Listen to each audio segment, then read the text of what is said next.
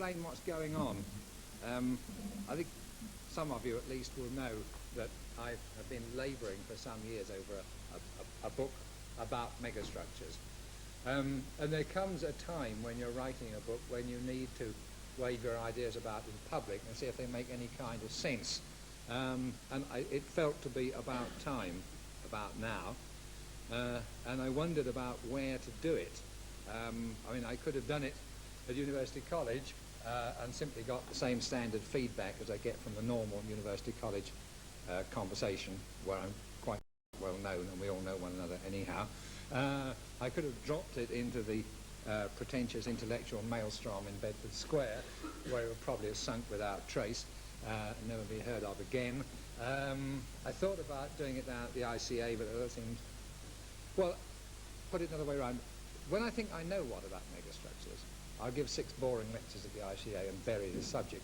But at this stage in the proceedings, there seemed to be no right place until it suddenly struck me there was at least one, at the moment, piece of neutral territory, still more or less unpolluted by the usual London fixed positions in argument, etc., etc.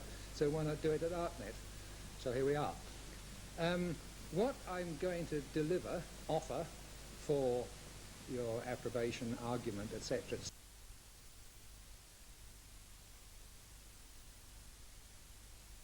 to what's in the book. Certain points will be given much more elaborate treatment here than they are in the book, or rather they'll be concentrated, as for instance this evening's material, sort of concentrated in one place, whereas in the book it is not. In the book it's sort of scattered through, which is certain problems of the definition and the function of megastructures.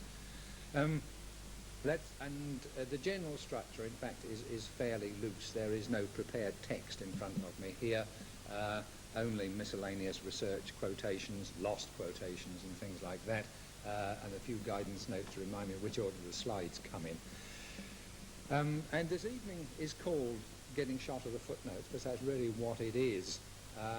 That there are one or two important footnote topics which I thought we might dispose of right at the beginning, partly so they don't get lost later on. And these are subjects like, what is a megastructure? Or possibly what was a megastructure? And what's it for? This is a question which wasn't very much raised in the 1960s when megastructures were a hot topic. Quote number 1 coming up from Denise Scott Brown in her famous now essay, and particularly famous in this context because it to some extent helped to shape all subsequent argument about megastructures.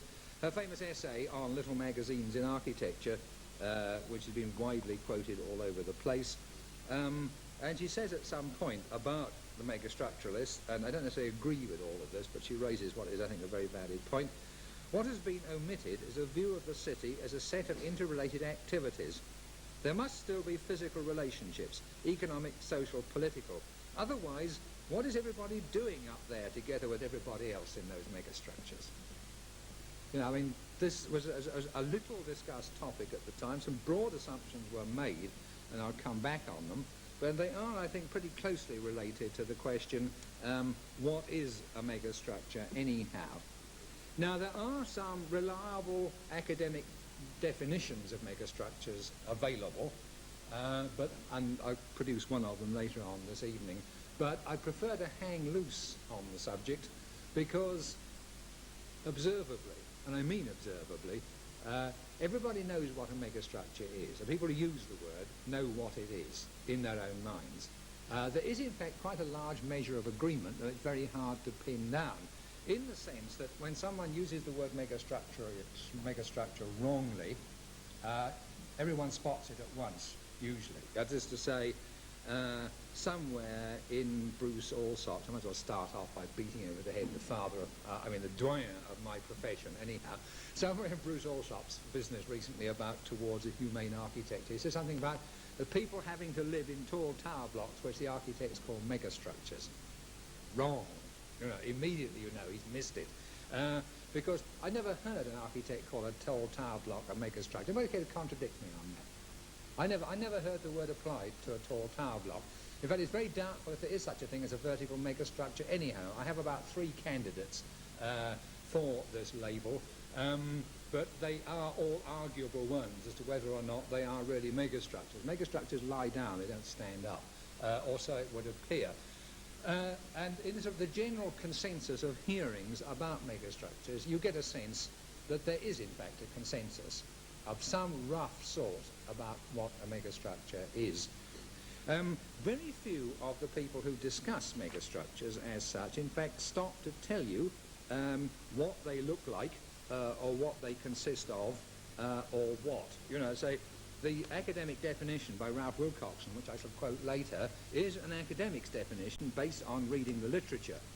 It's not a definition made by any of the people who, even the people who were actually proclaiming themselves to be designing megastructures at the time. Nor, surprisingly enough, is the hostile literature very crisp in its definitions, although in fact I start with a piece of what is effectively hostile literature, because it has the enormous advantage that it does actually name names and point at particular projects, and in the process, A, gives us a kind of outline of what megastructures might be, but also by its omissions then raises a number of highly arguable points. Now the quotation comes in fact from me old guru Thomas Maldonado, late of the Hochschule at Ulm, in that I think underrated, a very painful book of his, Design, Nature and Revolution, an appalling title, which apparently is his own, and a much better title in Italian, where it was called La Speranza Progettuale, which you hardly translate into English at all, but something like The Designer's Last Hope, I suppose is how you might translate it. But for groovy American commercial reasons, it came out Design, Nature and Revolution toward the something or other ecology. You know, I mean, just a great mass of cliches stacked one on top of the other. But it's still a good book, partly because in the process of laying bare his own soul, Maldonado demolishes most of the grand cliche thought replacements which were in use in the 1960s. Somewhere about chapter 5, he decides to sink his teeth into the architecture and planning professions.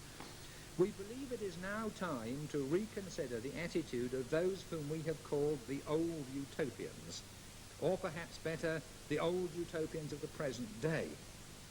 New utopians, in his terminology, are American and French type futurologists.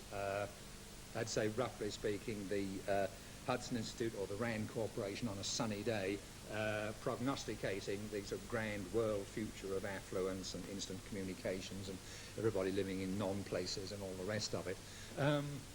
The usual sort of body of prognostications that runs on as far as the city is concerned from people like Lloyd Rodwin.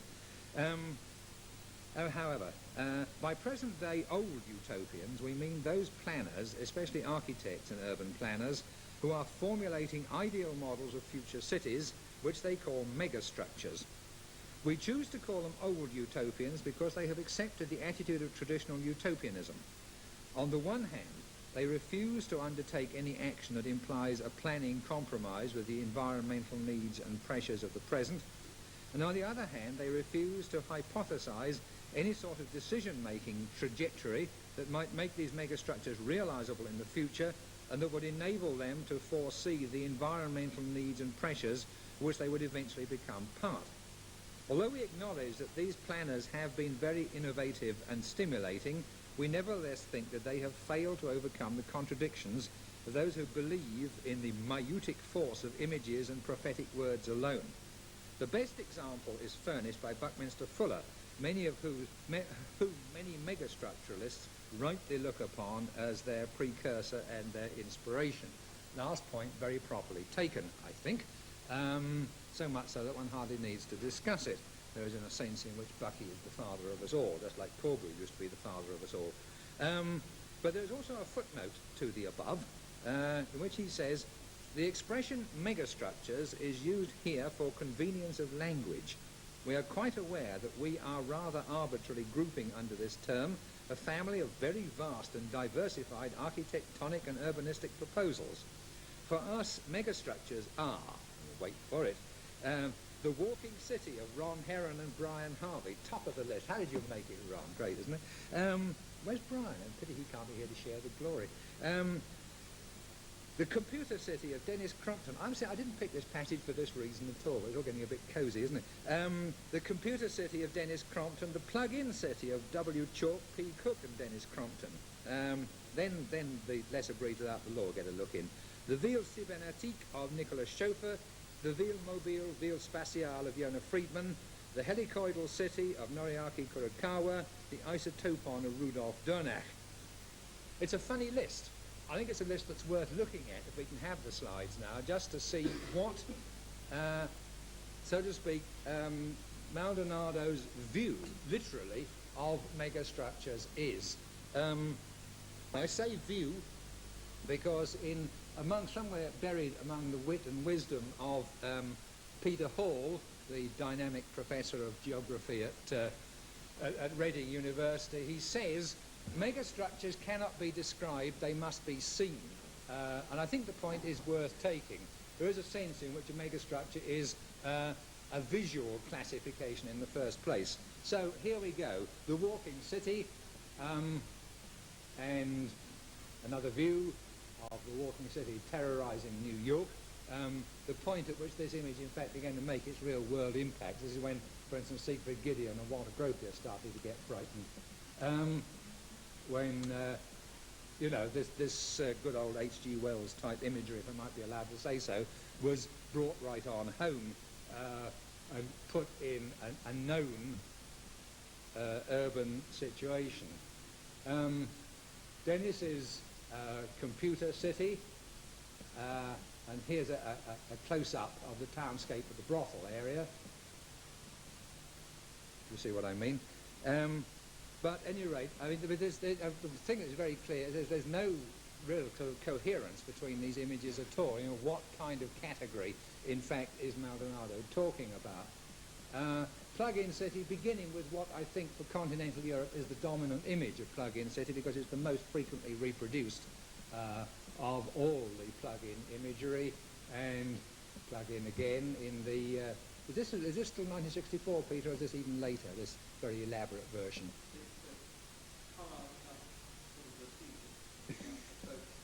Yeah. 60, it's as late, but the material is still 64, and I take it the coloured one here is also 64, right? 65, yeah, right. But I think these last two were not known on the continent at all, very significantly, until very much almost the end of the 60s, and the one that turns up again and again, and the one that Maldonado presumably has in mind, is this one, the most black and white, the most graphic of all the commonly distributed images of plug-in city. Right, that's the English lot. I'm sorry about this. Just why Schoeffer's Ville cybernétique should be taken seriously at all is difficult to see. That's the town centre of La Ville cybernétique in the 1962 version. It's an appalling drawing, which is part of the trouble. I mean, there is, in fact, a much better drawing of virtually the same building by somebody else, which is this Edouard Albert project for, what's it called, a maison tridimensionale, which in fact had a real site in Paris. And although it's disconnected from the Schoeffer Ville cybernétique, I suspicion there is a stronger relationship merely than that they both turned up in the same issue of Architecture d'aujourd'hui. In any case, as far as I can make out, the more relevant image of the Ville cybernétique of Nicolas Schoeffer, and not that deliciously pornographic device at the top there, but this curiously sort of Neve Brown looking project at the bottom, with these rather prissy little sort of sub-German terraces, all stood up on legs, which do in fact join up into a complete sort of topological system. Schoeffer is not the world's most intelligible writer on urbanistic problems. He has abolished the traffic problem by reserving ground for pedestrians. But on the other hand, everybody had a private helicopter, which is in fact is a very standard frog solution of the problem at the time. But what exactly he thinks he gained in the process, I don't know. But at any rate, it is, you know, I mean, cybernétique got to be used so loosely that it had no really connection at all with the science of control mechanisms, or whatever the word meant when Norbert Wiener invented it.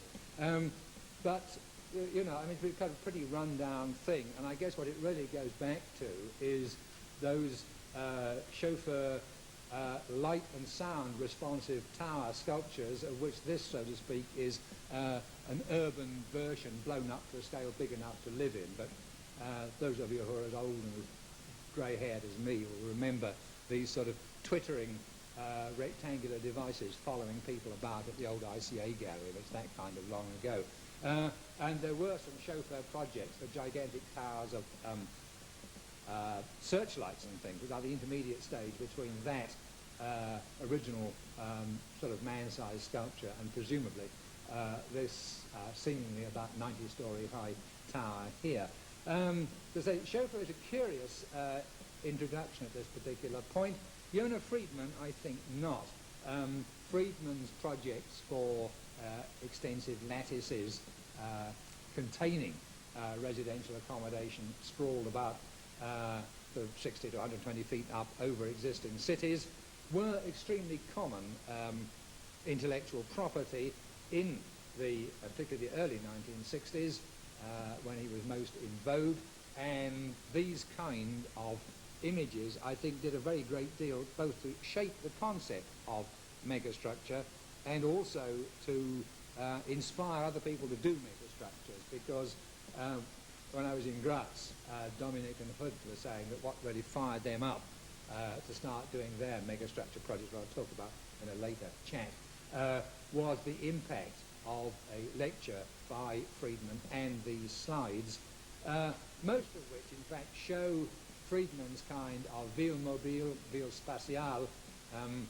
By spatiale he really only means three-dimensional, disposed over existing cities, as here disposed over central part of New York, or this one, as you can probably tell from the sort of donut domes down on the right-hand side, disposed over Algiers, which in terms of the spiritual history of France pushes it back quite a long way, of course, to before the liberation, although of course also in a sense pays tribute to one of the ancestral images of megastructure, which of course is Corb's Algiers project, the Projet Obus, which I may talk about later on when I talk about the sort of image sources of megastructure. But I mean, so here in a sense a tribute is being paid to a project some 30 years before, at least in the choice of site.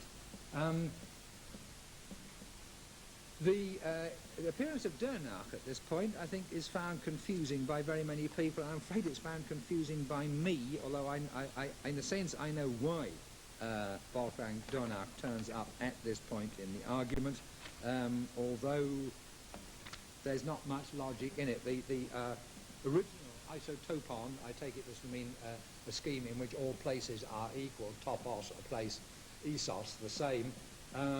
The isotopon project hung about for most of the early 60s, in fact, until Dernach discovered biotecture, which is what he's into nowadays. I met one of his disciples this morning.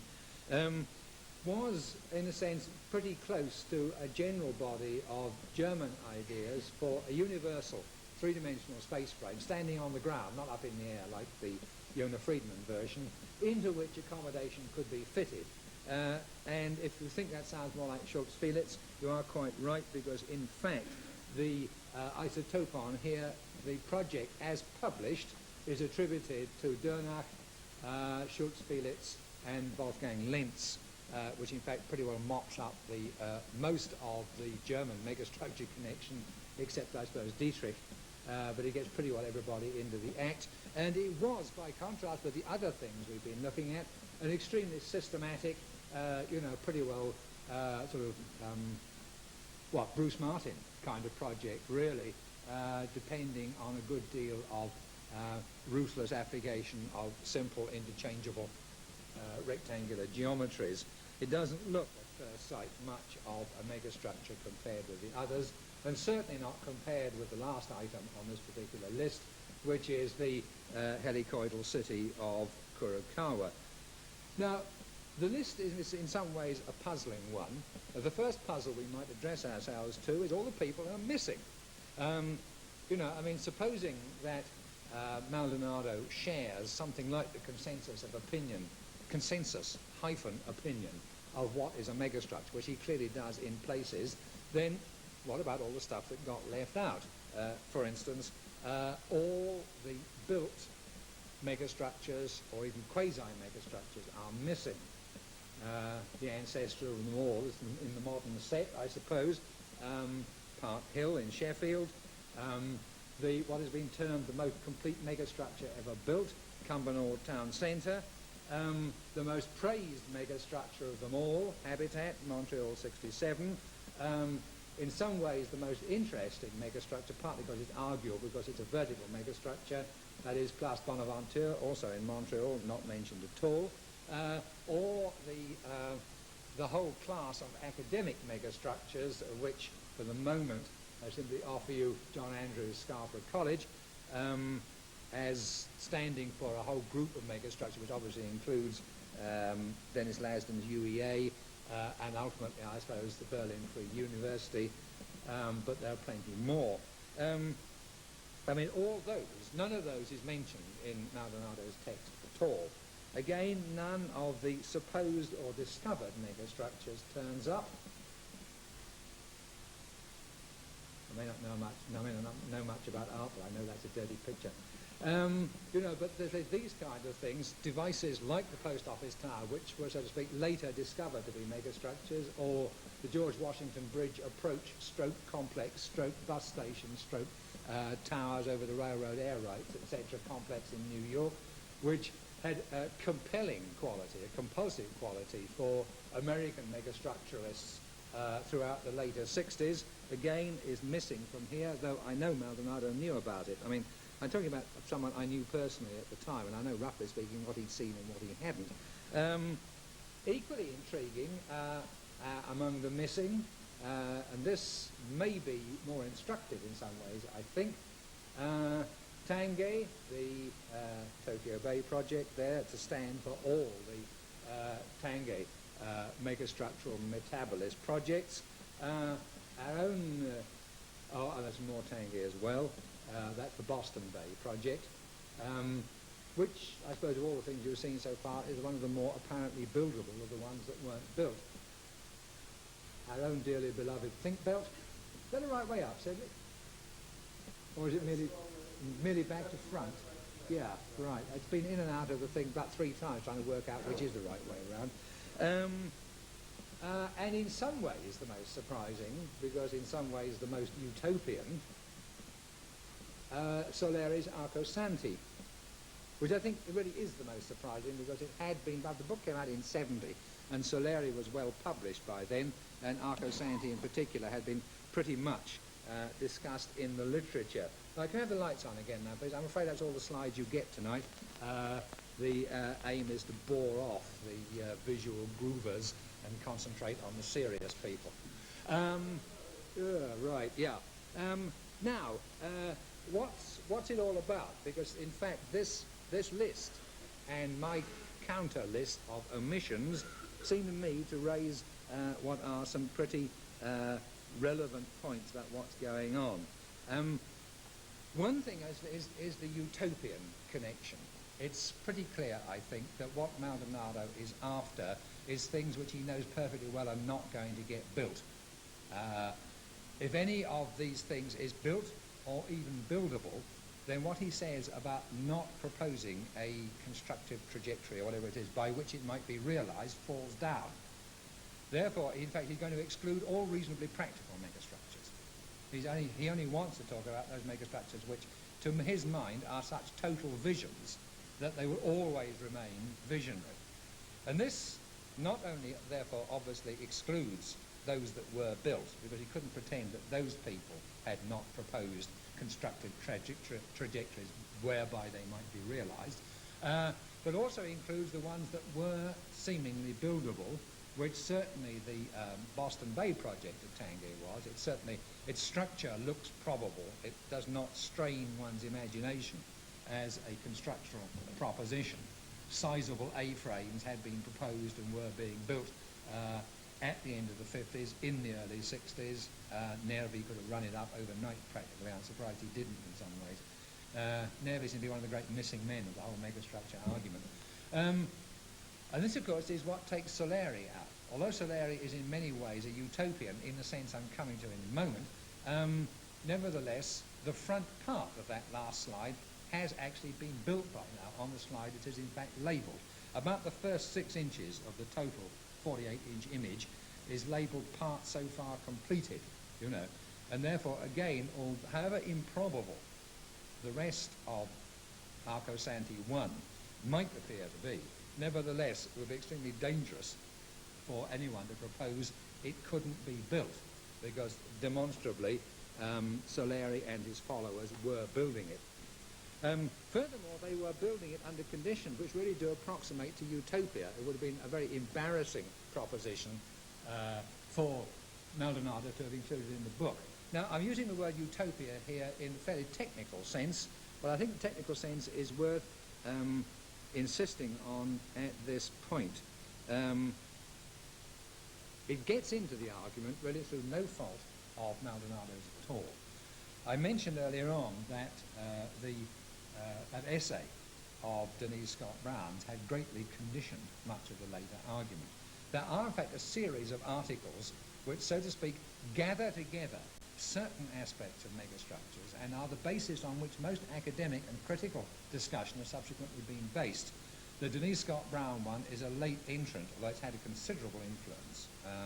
It has both set the tone for quite a lot of megastructure discussion. It's also helped to crystallise the list of what is and what isn't, and it did in fact help to crystallise the list which Maldonado deploys in that particular piece of the argument. But much more consequential than this are in fact 2 what are virtually special issues of Bauen Wohnen, one in 64 and one in 67, both edited by my old mate Jürgen Jödecke. And Jödecke, of course, is a German. And the history, the psychological or cultural history of modern German architecture, of course, contains some notable large cavities. And the bits between the cavities, the bits not overrun with Nazis, roughly speaking, tend to be very much overvalued, as I see it, by Kraut historians generally. What happens is that in 64, when the first 2 or 3 things like, say, plug-in city begin to come through in the German part of the argument, they are handled by Jödecke within an existing German category, which is Fantastische Architektur, the category invented by Conrads and Sperlich in their book with the same name, which in the Conrads and Sperlich connection runs backwards from, 1960 or so, roughly speaking from very early Soleri, right back to the German fantastic architects of the Expressionist period. That expressionist stuff of circa 1919, 1923 in Berlin is frequently called in German parlance utopian. I mean, the word is frequently used by people like Bruno Taut in discussing their projects. They are utopische Stadtplan and things like that, and they turn up pretty regularly in that context. And Jödecke effectively sort of set the standard by which megastructures will be discussed in Germany in a utopian context, in the context of some concept of utopia. And in both these special editions, more particularly in the first one, the things are mixed together, and in fact there is a long section on the 1923 utopians after the fantastic architecture first part of the 1964 special issue. In 67 the thing is more gelled together, but by 67 or shortly after, another voice has entered the argument, a voice rejoicing in the name of Mechthild Schump, who is a real person and quite clearly did a real PhD about the sociological aspects of the 1923 utopians, because her book, which in the Bauwelt Fundamenta series, her book is actually called Stadtbau, Utopien und Gesellschaft, city planning, utopias and society, or something like that. Now, she obviously wrote a perfectly respectable PhD thesis about the 1923 utopians, and when it got as far as some editor's desk at Propylaeon Verlag, oh no, it's now somebody else who publishes the Bauhaus series, he said, here, we could groove this up a bit by adding some megastructures. It's certainly what it looks like. And so the book has, appropriate enough, a kind of clip-on section at the back, a kind of U-haul on the back of it, containing all the usual megastructure images, all the usual megastructure people, but now hopefully seen under the general heading of Stadtbau Utopians. And so we have, and here they all come, Jona Friedman, Schultz Felix, Dernach, Richard Dietrich, Jona Friedman again, Schultz Felix again, Dernach, Dietrich, and all the rest of it, and also a section called Die Stadt als Ereignis, quote, archigram, unquote. In other words, the city as happening. And Schoeffer, they're all there. Hollein, Pickler, Katavolos, you know, all, roughly speaking, the usual group that you get in a megastructure argument, but here appearing under the general heading of Stadtbau Utopians. But even so, why should Maldonado have picked that particular bunch? As I say, I think the unbuildability is important. I think it is critical for him to leave things on the margin of probability rather than accept actual buildable projects. But I had to qualify this by saying that quasi-improbable buildings were, at least in the 20s, often described as utopian simply because they were quasi-improbable. I have a quote from L. Lisitsky where mere structural improbability makes a project utopian. One of our utopian ideas is the desire to overcome the limitations of the substructure, the earthbound. And he goes on to describe a particular building by the architect Kogiev, has taken the utopia of our suspended grandstands and developed it further. And I think this is an operational concept here. That's to say that the improbability somehow makes a project utopian. Now, to my mind, and I hate to have to say this about Thomas, I mean, Thomas Maldonado is an important man in the cultural history of the 20th century, since he actually invented the phrase Yankee go home and was the first man to write it on a wall, as far as anybody knows. So he must be, you know, he's among the hero figures of our time, however you look at it. I hate to argue with Thomas and to dispute his use of terminology, which is usually extremely precise and accurate. I think he's got himself up a private gum tree here in trying to prove a point. But I think it is worthwhile unpicking this concept of utopia in this particular context, because Maldonado himself is in fact clearly confused, or possibly deliberately being confusing, because he uses the word ideal city or ideal project at the same time. Now, I think we, all of us who keep up with the intellectual history of our times, now know that you are no longer allowed to confuse ideal cities and utopias. Colin Rowe pulled the flush on that one at Alvin Boyarsky's Summer Knees Up 4 years ago, whenever it was, and went to some historical pains to distinguish between utopias and ideal cities. Ideal cities being usually perfect geometrical diagrams, or geometrical diagrams of some sort, into which it was proposed cities should be fitted. Very few of them, of course, actually got built within those diagrams, except, of course, University College Hospital. It happens to follow almost exactly an ideal city project of the Italian Renaissance architect Filarete, for reasons which might be worth working on sometime. That's another one of those projects that Nicholas Taylor is never going to finish, I suspect.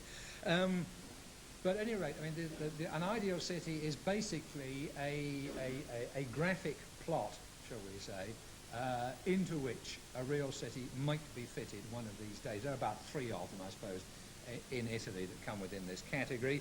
A utopia is a literary description of an ideal society, which is not the same thing at all.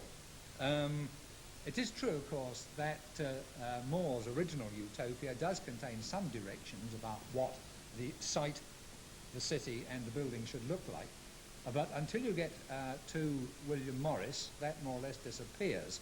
And when it comes back in William Morris, I mean, William Morris's News from Nowhere describes a social utopia, but with a very strong visual image content, if not a strong formal content. I mean, if you didn't know it was London, you'd never know what shape News from Nowhere was. But at this point, somewhere in the 19th century, the two traditions got fused back together again. The 19th century, with its belief, I suppose, in the power of material things to improve spiritual matters, painting that was hard work was automatically more beautiful than painting that was done quickly, for instance, as in the case of the pre-Raphaelites. Then in the 19th century, the creation of ideal plans, or buildings built according to ideal plans, was supposed to be a step in the realization of ideal communities.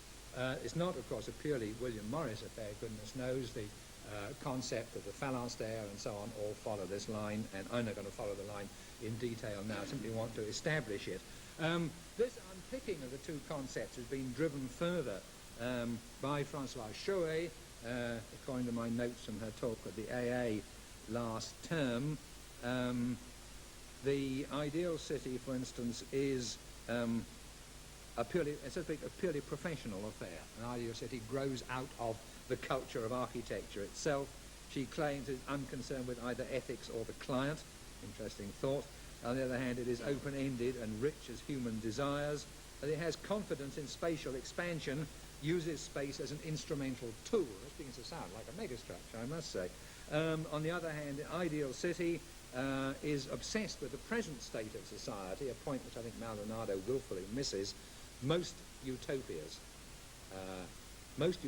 if I said ideal city, I apologize. Most utopias are simply mirror images or negative prints of the present condition of society rather than real prognostications about the future.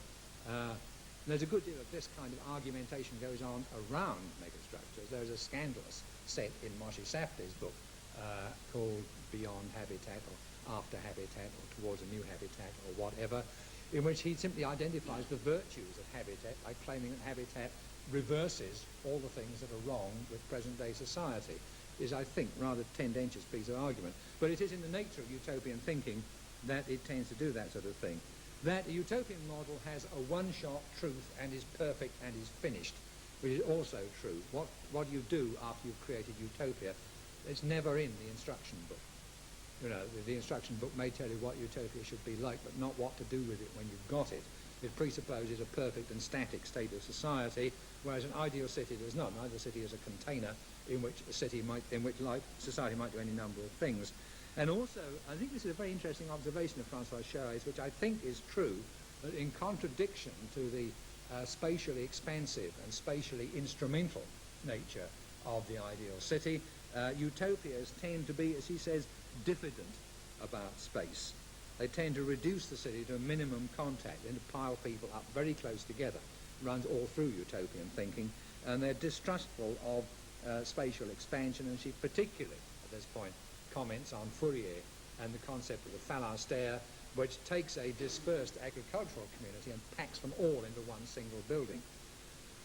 Now that does begin to sound a bit like megastructure again, and begin to get out of this, for me, a sense of megastructure as being the two things at once.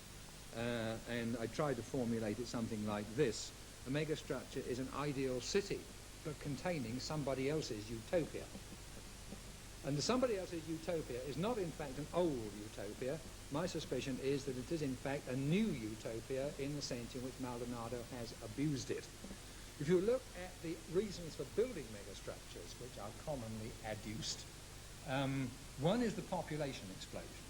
It is always suggested, according to Denise Scott Brown, that the population explosion will make it necessary to build enormous structures to put everybody in, the silo concept of human society, or the parking garage concept of cities. You know that as the city gets bigger, anyway, you can cope with this increasing size of cities, simply build bigger and bigger structures and cram everybody into it. There was no suggestion in those days, late 1950s, early 1960s, that ZPG, zero population growth, might be within sight within 15 years, as it apparently is in at least the English-speaking countries of the Northern Hemisphere. Though the population explosion is one thing, traffic is another, as you'll find in a moment. Traffic is always supposed to make megastructures necessary for some reason. And the other is the leisure explosion. That people with, there was going to be this terrible problem in the days when it was called leisure and not unemployment, of what all these affluent people were going to do when they had hours and hours of leisure because they're only working a 4-hour or 1 weekend week or whatever. And that, all those things, of course, are part of the American futurologists' new utopias. That's the kind of stuff that we were getting from Rand, that we were getting from Herman Kahn, that we were getting from a whole bunch of American city planners. Again, Maldonado names names, and it's the usual sort of list like Mel Webber, Lloyd Rodwin, and so forth. That in fact, what the megastructure seems to be offering is a kind of architect's ideal container for a society which is being invented by somebody else. And it's interesting that when you look back at Ralph Wilcoxon's definition of megastructure, it does not say what it's for or who's in it. He offers a purely architectural, verbal architectural definition of megastructure, which is somewhat coloured by the fact that he was a librarian at Berkeley at the material time, to wit 1967. But so it's the only short-form definition of megastructure we have. It is shorter, for instance, than Fumihiko Maki's definition, and rather more comprehensive. Whereas the root meaning of the word carries the idea only of great size, certain other characteristics have been frequently associated with the word from the time of its inception. A megastructure is thus not only a structure of great size, but it is also a structure which is frequently, 1, constructed of modular units, 2, capable of great or even unlimited, quote-unquote, expansion, 3, a structural framework into which smaller structural units, for example, rooms, houses, or small buildings of other sorts, can be built or even plugged in or clipped on after having been prefabricated elsewhere. 4, a structural framework expected to have a useful life much longer than that of the smaller structural units which it might support. Now, it's a pretty, you can extend this definition. Everybody has their own private extensions to their definition. For instance, that if it's a megastructure, it must have been designed before the end of 1964, for instance, which is quite a useful limiting concept. It is, of course, a longer definition of megastructure than our friend Cedric Price's, which is a megastructure of any building with more than 4 expansion joints. He can speak for himself. But nevertheless, it's a fairly compressed definition. The only part I would cross out that it is parochial, and Berkeley is heard about constructed of modular units, so I don't think this is significant across the whole field of megastructures. The other 3, I think, stand. Capable of great or even unlimited expansion, a structural framework expected to have a useful life much longer than that of the smaller structural units which it might support, and then smaller structural units, example rooms, houses, or small buildings of other sorts, which can be plugged in or clipped on, having been prefabricated elsewhere. That's a fairly good pocket definition, and you will observe it says not one word about the function of megastructure, who's to occupy it, what they're going to be doing inside it. I mean, the question raised by Denise Scott Brown, what are they all going to be doing up there together with all those other people in the megastructure. But very little reading between the lines, or indeed looking at the average archigram collage, is required to demonstrate that what they will be doing is rushing about being leisured. The whole necessity for changeability, interchangeability, short life of the small parts, etc., in the whole field of megastructure thinking seems to derive from the concept of an urban, shall we put it this way, an urban life where people are at work much less of the time, day by day, and probably change their jobs, change their residences much more frequently, either because they're all bored screaming with their leisure, or because they are leading such a rich and full life you can't possibly do it just staying in one place.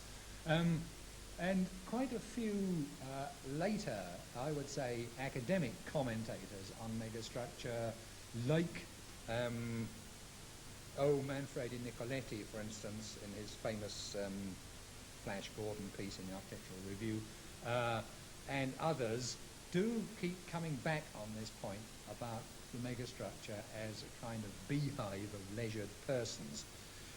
Within this context, the most distinguished statement, and I think the most serious, because it suggests more than what is now called mere consumerism, comes in fact from Constant Nieuwenhuis, the Dutch painter, sculptor, architect, situationist, etc., etc. It's worth quoting because it was a statement which was immediately disputed by his own associates. This is the June 1964 architectural design version, but it exists both in French and Dutch in earlier versions, which are substantially alike, I think. And it introduces what I take to be the real mythical, and therefore the most important inhabitant of the megastructure, Homo ludens. Homo ludens of the future society will not have to make art, for he can be creative in the practice of his daily life. He'll be able to create life itself and to shape it in correspondence with still unknown needs that will emerge only after he has gained complete freedom.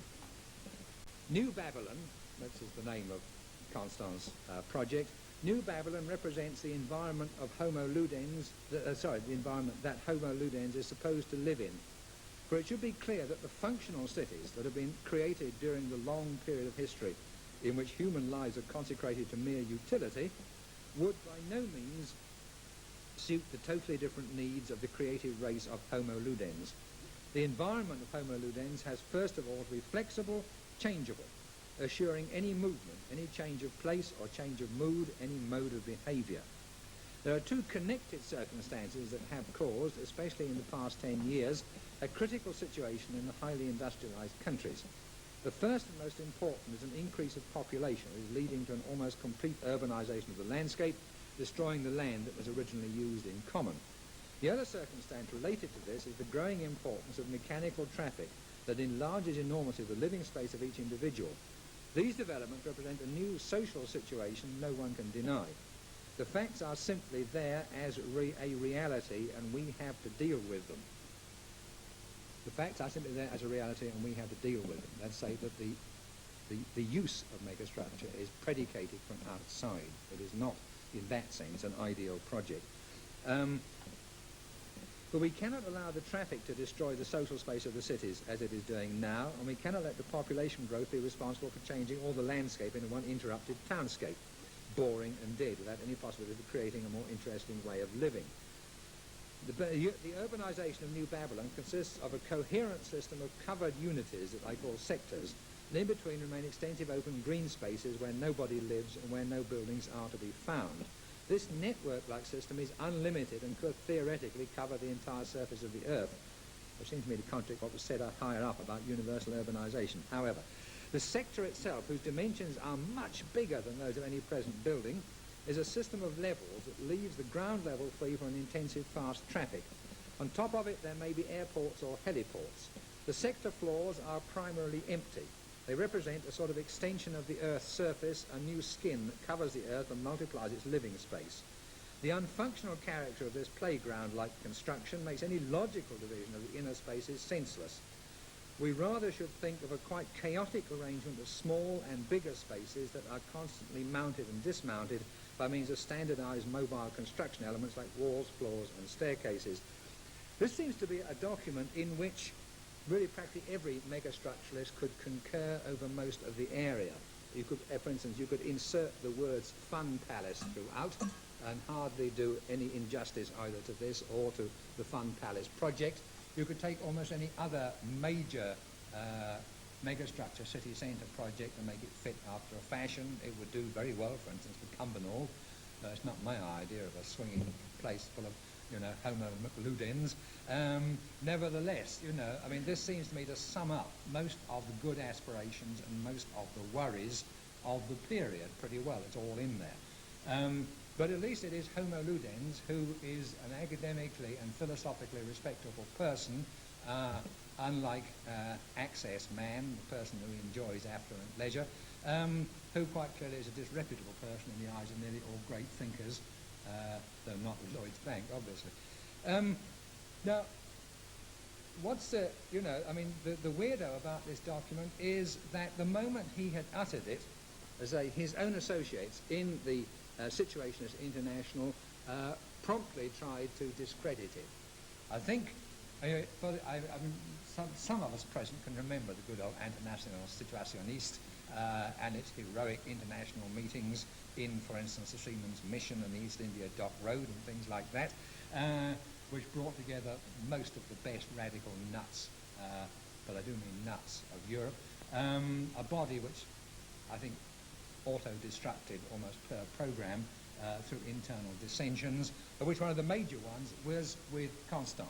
Constant was rabbited on by the other members on two grounds. I'm afraid I can't find both the quotes, but one of them was that by proposing an actual model, and I haven't got slides of it, I never saw any really decent sized photographs you can make slides from, actual model of a future city, Constant had in some way given support to the machinations of architects. Out, if you're a radical as of 63, you can't anymore, and then in 73, you can't do anything which appears to be being nice to architects. And this was appeared as, what is the actual phrase? I can't read my own French. But at any rate, it's extremely abusive architects are referred to as technicians of architectonic form, etc., etc. But he is dismissed on the count that he appears to give support to the idea that designing buildings can solve any problems.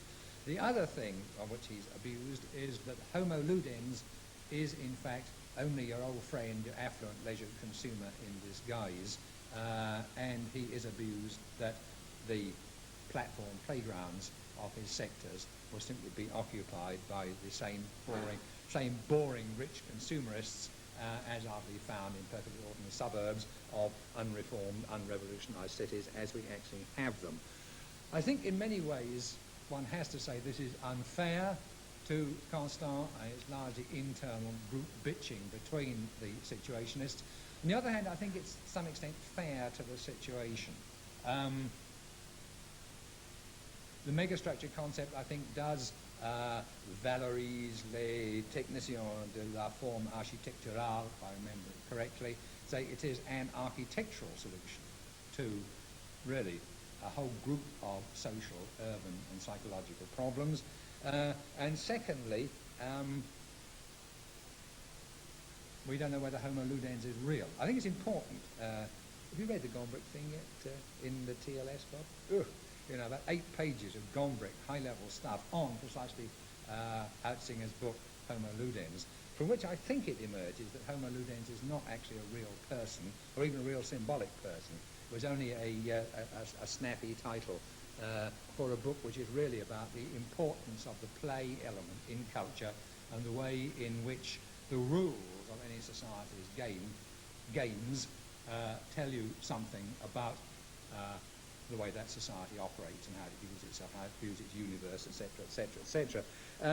But the concept Homo ludens had got loose in its own right by the early 1950s, certainly. It was being bandied about, and we're being told about quasi-ludic solutions to urban stress situations and things like that. And Homo ludens begins to appear almost as if he was at least a real mythical person, like the man on the Clapham omnibus or the man in the street, etc., etc., as a kind of totally idealized inhabitant of, well, it's the new utopia. He is the fully intellectualized version of the all leisure people predicted by the American futurologists. If Homo ludens lives, then he lives, in fact, in Isaac Asimov's second science fiction detective novel, The Naked Sun. All these very dry intellectual persons building electronic space sculptures, etc., etc., out of simple domestic force fields, and apparently having nothing else to do with their lives at all, I think come pretty close to what Homo ludens was supposed to be about. But he isn't very far removed from some moderately affluent consumerists I personally know in California. There is, I suppose in a sense, there's a kind of honesty problem here. That is to say that what megastructure is, other than the formal definitions I've offered, seems to me to be an architect's solution to the problems of the world. Fair enough. Every specialized discipline has its own preferred solution to the problems of the world. It takes the problems of the world as given by, as you know, as Constance says, the facts are there to be seen. We have to find out how to deal with them. It takes the facts of the future as given by somebody else, which I think is pretty unusual in the previous history of modern architecture. That really sort of from William Morris onwards, perhaps even earlier than William Morris onwards, the design of the building, so to speak, goes with the design of the future. It seems to me here for the first time, the visionary end of architecture is taking somebody else's version of the future. Maybe because for the first time there was a specialised body of futurologists who could lay certain alternative scenarios in front of us. Also because the future became a recognisable place somewhere in the 1950s, possibly earlier, but for the general public, the future became quite easy to recognise in the 1950s because it had monorails in it. I mean, years ago, my son, looking at somebody's view of London, said, that can't be the future, there's no monorails. You know, and there's a certain, well, I suppose what Herman Kahn would call standard modern future for the city, which includes monorails, and I think also implies megastructures. It's a long history, which we'll go back over in a couple of weeks' time, back to the futures, back to H.G. Wells, fairly obviously. But at any rate, this is why I feel I must dispute the proposition by Maldonado that the megastructuralists are in any sense utopians. Taking the whole body of the kind of projects which are, I think, accurately defined by Wilcoxon's definition, extensible, a coarse structure which is permanent, and a fine structure which is changeable, then I don't think that whole body of stuff can decently be called old utopian in the sense which he implies, the sense of, well, roughly speaking, from Sir Thomas More to William Morris. As I say, it seems to me to be, in Francois Choet's term, an ideal city to contain a new utopia. I'm not sure whether this is necessarily a very helpful concept when you said it. I'm trying to clear my own mind in public is what it comes to. And there are no doubt persons present who are more expert both on ideal cities and utopias than I am. I tried some of this out on Francois Choet and she looked puzzled. I think because she hadn't actually applied herself to the problem before. But at any rate, this is as far as I want to take the argument tonight. The rest of these 6 historical sketches won't be a bit like this. This is the only one which really raises these kind of, as you might call, literary points. The others will be much more illustrative, etc., etc. But I think these things are worth bearing in mind as we go along. You know, to say the 2 strains, the utopian and the ideal geometrical project, sort of alternating and working together. But as I say, how useful this particular concept is in understanding megastructures, I don't know. I mean, maybe you people would now like to come back at me and point out it's untruth or it's truth or whatever. Anyway, it's all yours.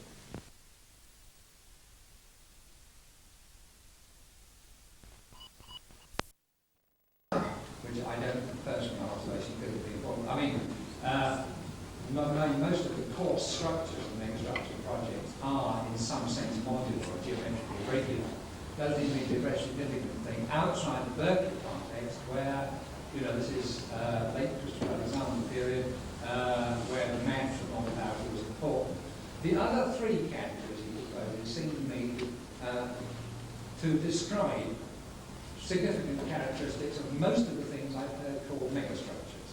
You know, that is to say, the extensibility I tend to be important, and the distinction between the coarse structure and the fine structure, which I think everything we had on the screen tonight does in fact some extent demonstrate, except possibly your tottering city, where you can't see what goes on inside, so you don't know. But it seems to be a good tradition, which of course is there right from the beginning. If you look at the earliest metabolist writing, which is, I take it, where the literary argument begins, then the need for the different rates of change in different parts of the city is written in the argument by Tanguy, particularly right from the beginning. It's there from 58, 59. In the earliest Tanguy writings on city planning, you can find that question of the different rates of change in different parts of the city is written in, and it is specifically proposed that the course, that the public investment to be in the course permanent substructure, and whatever other form of investment takes place should be in the movables, changeables, plug-inables, etc. And I mean, I think equally the definition would apply to the front pads. Yeah, I think so. But I mean, whereas I think Moore and indeed Banham translated back into building form, both in a slightly sort of constipated way, particularly Moore, because they felt it could be recognized and allied. You get something like, well, the easiest one, obviously to quote, is something like Fun House, where the brief was, see whether we need a building for it. Right. And if you look at the blurb in the center spread of the folder, which actually I wrote, not Joan, it's a very constipated version of what she was after. Although it doesn't mention a particular building, it has that rather sort of, foot on the ground, head in the stars. Now, whether in fact, Constance did have slides. In New Babylon, there were some coloured slides. Which I can't now get at. Because he showed them at the ICA. Yeah, he had these incredible, one of those lectures that's really all coloured slides. That's right. And large format, very busy. They're marvellous slides. I got a feeling we've got one of the slides, haven't we? Well, but Constance seems to start with the structure, and I think, I guess, in a sense, the people who objected to him in international situations probably were right. That having been a sculptor, he would very naturally start by making a thing. Well, and then discover I uses. I do like this sort of the repeat back, which probably was nothing more than the convenience of building a very glamorous model very cheaply. Was the great dependence on horizontal planes, but that was the argument in the objective to it. Was that shelving. But I do think that the in fact, I'm surprised. I mean, I'm interested that you give Leonardo so much time, because I think you're right that his definition is a blur. But what's interesting is he does name names and quote specific things, whereas most abusers talk about megastructures. And Gideon does mention Walking City, but it's the only one who doesn't. In Paul's Monumental Follies piece, I don't think names any names. He says megastructures can't be described, they must be seen, etc. He then says that they look like everything at Expo 67 or all in one 500 mile high, suggests he hasn't been paying attention. But that's as near as he gets to actually saying what sort of actual buildings he's talking about. Another I think is interesting because he actually specifies particular projects, which then in a sense is a challenge to the historian or whatever to try and work out what he's really getting at. But then there is this confusion with the city and this business of spatial poverty, or space shortage, which, as far as I know, Archibald never claimed, whereas, for instance, Safdie and people obviously did. Right. They used it as a justification that we're going to be short of space, and therefore, with better megastructures weren't coming as a sort of weren't coming as a shortage tool, that we're going to be short of this. They were saying we can do things better if we do that. What's a better megastructure? Well, a better megastructure, I think, is one that is a bit blurred about its limits. I mean, that's the nice thing about Peter's thing when you said, well, was that 64? So you said, no, it was 67, but we can't largely approach it. The unlimited pattern is the better megastructure. That is, that it is literally a pattern that's established. Right. And a pattern isn't established by Friedman. If it was, then you wouldn't have to put it over another city, because that's vertical patterning. I'm going to try to have another bash at the Friedman problem next week in the context of the rest of the French urbaniste spatial.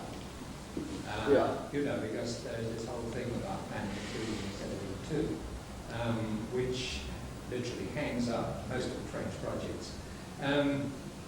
The Friedman thing is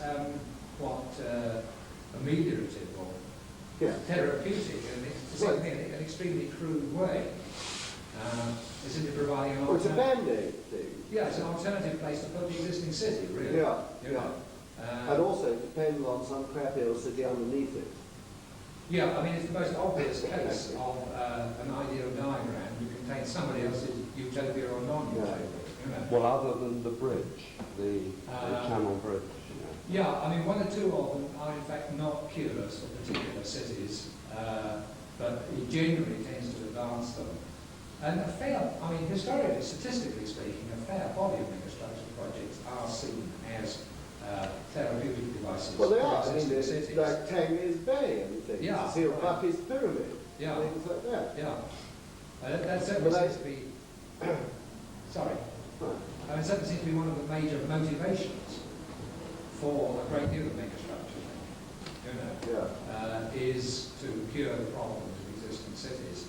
That's why I think a serious deficiency in the Wilcoxon and a plus in the Constant piece is the reference to traffic circulation, because this was the persistent theme. You know, I mean, it's how megastructures got into Buchanan report, among other things. But also, you could almost say that you know, if you go on extending Wilcoxon's definition of a megastructure, then besides the 4 items he gives, almost by definition, it has a transportation route running through it. You know?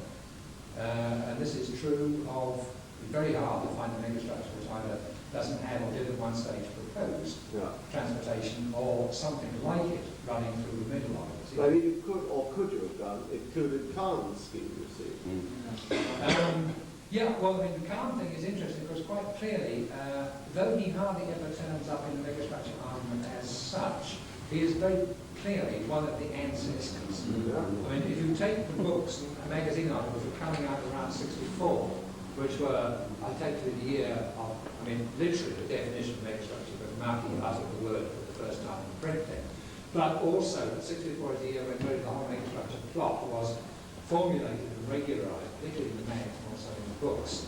Then the whole body of Khan Philadelphia project, down to and including both the City Hall of the Future and the Viaduct project, you know, and they're all linked together. Then they turn up in book after book after book and article after article, you know, right across the whole spectrum, from sort of Buchanan type people to the Smithsons and Archigram, and in the States, again, right across the whole spectrum. Any opinion which is tending in a faintly megastructural direction, then one or two of the standard Khan There was one of St. Peter's favourite illustrations of the Khan one, but with the arrows on. Yeah, the right. funny That thing one is, particularly, the parent of that thing, which I recently came across, was a Houseman diagram, which was never done, which had a lot to do with transportation from Paris and Taos, which was this business of keeping people near the work. So there wouldn't be a problem about the hordes coming in, and it's long before he did the shooting. No, the Khan thing is, sorry, Peter. Well, I want to ask a general question, because what's interesting already in the first evening is the sort of entrails concept, you know, the entrails of a particular name of Khan.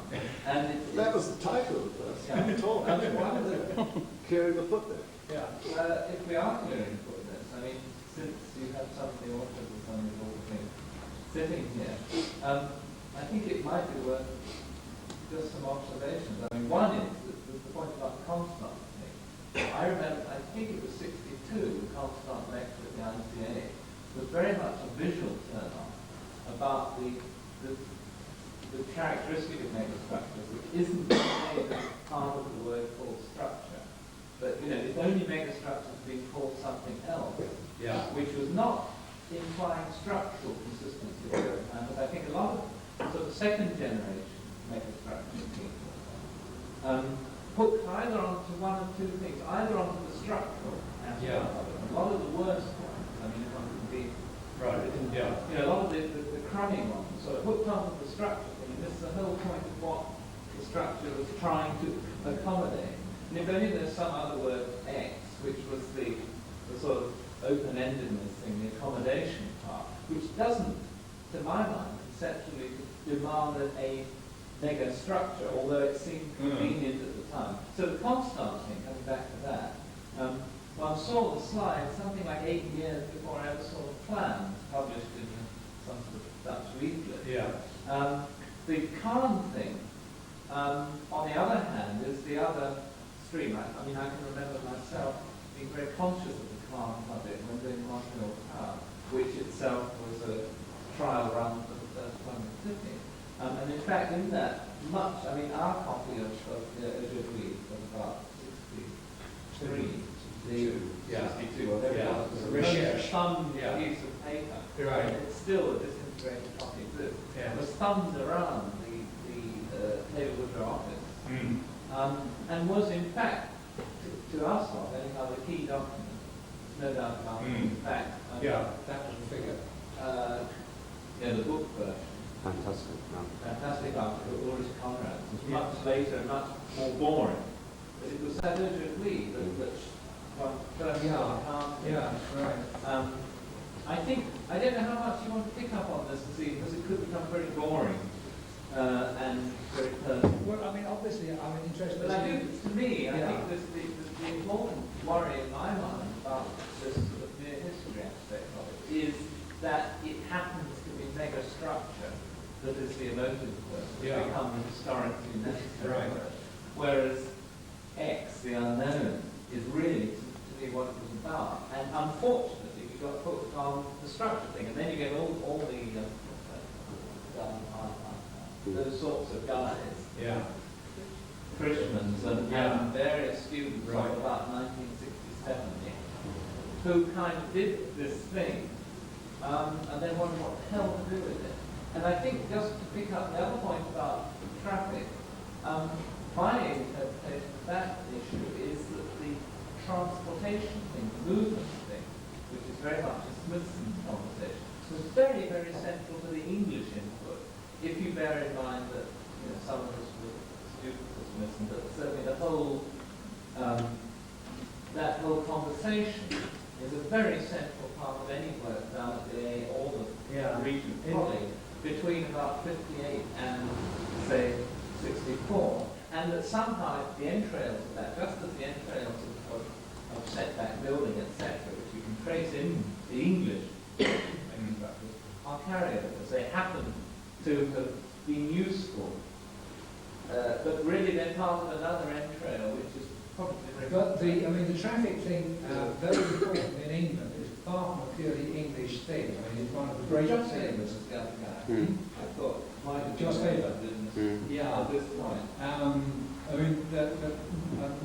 Particularly in North America, the argument from traffic becomes, particularly in the architectural forum, architecture plus Peter Blake circuit, the argument from traffic becomes the basic argument in favour of megastructures. It's always set up in that order. That in '67, a big an article which I think has probably 24 built or projected megastructures in it is in fact an article about traffic. And these things, streets in the air, etc., are being proposed as ways of dealing with the traffic problem, which in many cases is patently untrue. But that is the footing on which the argument stood. And it seems to me ironically possible that the Buchanan report is responsible for this. And we all know about the megastructures that we got in the Buchanan report via three or four certain maniacs at the AA who went straight from AA 5th year doing megastructures to doing megastructures in the back of the Buchanan report. I mean, it's as direct as that. And I mean, in '64 onwards, the respectable for megastructure arguments quite clearly are two English and one American document. Say the English ones are the Buchanan report and the Hook report, which appear to say that megastructures are, can be justified on welfare state ground in one sense or another. Megastructures are produced by progressive British civil servants, therefore they must be right. And the other one, of course, is Cedric's enemy, Victor Gruen, the heart of our cities, where it appears that say megastructures are commercially profitable, which in fact they never have been. But still, I mean, these three rather boring documents, in fact, provide a kind of an apparent anchor in reality for later, what I would call really academic megastructure arguments from then on. But certainly the argument from traffic, beginning the argument with traffic, is pretty well universal. Well, there weren't very, very good arguments from the 67. I mean, there's almost tombstones rather than the anchor, aren't there? I mean, Hook and Buchanan and things, and it's almost over. No, I join you in that, you know. But if you go back to Peter a minute, what I did find in setting out the book is that although the Archigram Cedric Price contribution to the megastructure argument is, it can't be left out, it won't fit the rest of the argument. And in fact, it's now got in a separate chapter in the middle, you know, because it seems to me that what the English did was, in fact, was to dump the structure side of the argument very, very rapidly in some cases, but certainly by implication. That the massive monumental structure is the one thing, is the first thing to go overboard in the English development, in the middle 60s particularly, and you're all clearly interested in something else. And you then get thoroughly out of step with the rest of the movement. Both and in terms of what gets built, and also I think what gets, in spite of your relevant, respective academic successes, the overall body of academic megastructures is in fact predominantly structural, and not really interested in things that you think. Particularly Japanese, particularly Japanese. The Japanese, I mean, when the Japanese student housing competitions start cribbing archigram, it's always the sort of massive and monumental aspects of plug-in city they go for, the adaptable aspects. They are, almost into the phase 2, 67 onwards, almost the only people, I think, at the first glimmering of the adaptable side was about were, the Austrians. In the Dominic Radnick's plan, much of the habitable space, in fact, is collapsible and unpackable and that kind of thing. And nearer, I take it, to the kind of things that you were after, say, at 68 Triennale. What about the German-Dutch sort of Libyan city syndrome? I mean, not just Bader, but that whole thing. Well, you count that as a separate stream going on? It's very heavy around the late 60s. Yeah, I'm glad you mentioned it because I actually find it quite hard to handle, That is to say, the early stuff, the early short stints, the square space frame stuff, really, as far as the book is concerned, comes in as a bracket on the side of French urbanism spatial, which is very close in its intentions, very close in its presuppositions too. I have more to say about this next week. It seems to stand, though German and more systematic than the French, it seems to stand pretty close to the kind of lightweight space frame with things in it, which seems to be the French preoccupation. The later Germans, there's a very weird later German stuff, like linear mega farms and things like that. I find quite difficult to handle, except with pretty diagrams. Well, it's true that I think Peter was very accurate, possibly unintentionally, but I mean, German and Dutch, they were very heavy. It was always a section line, and you could always measure the length of the drawing by taking something that was nearest to the ground, or often under the ground, was the longest dimension. They were very heavy. They occupied a lot of ground, and they could always be transferred, even if one only got a section, as almost, not tyrannical, but they were heavy, all right. Yeah. They depended on the ground and sort of spread.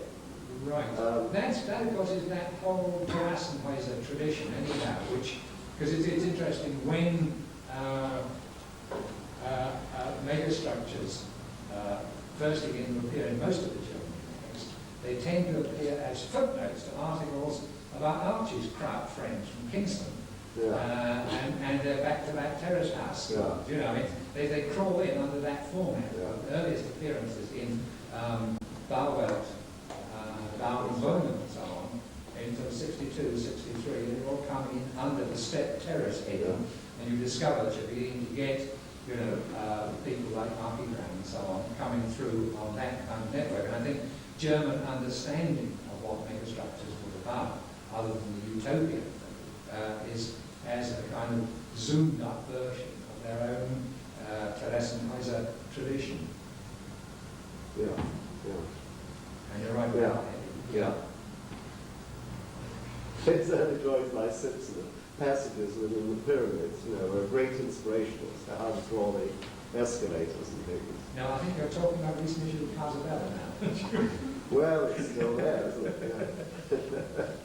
It doesn't throw out the pages anymore. Can we go back to the leisure people thing? If only to have it thrown out, Before you do that, Yeah. I have a fundamental naive question, because I've been interested by the kind of semantic juxtapositions, not to mention the vulnerable, which you just read. Yeah. To try and find out what would be the justification for the term megastructure anyway, I would expect sometime during these 6 lectures to hear a Banham definition, rather than, we've covered sort of fantastic, utopia, futurology, etc., etc. Yeah. In many ways, it skirts an awful lot of the problems, which, Peter mentioned the business of concentration on structure. Yeah. Never mind the prefix mega. But I just wonder about the justification for the term, because all the examples you quoted, some of them are very disparate, and in fact, antithetical in the end. We're going from Park Hill to Auckland City and back again. Yeah. So I think semantically there's a big problem here, which I think maybe you're going to discuss later on. No, I mean, the existence of the problem is freely admitted. I mean, one of the reasons I was taking the study was to find out what the hell people meant. And for most of the time, I mean, deliberately, both in the research I've been doing and what have been, shall we say, here, deliberately hanging very loose. I don't want to narrow the field until I have to, I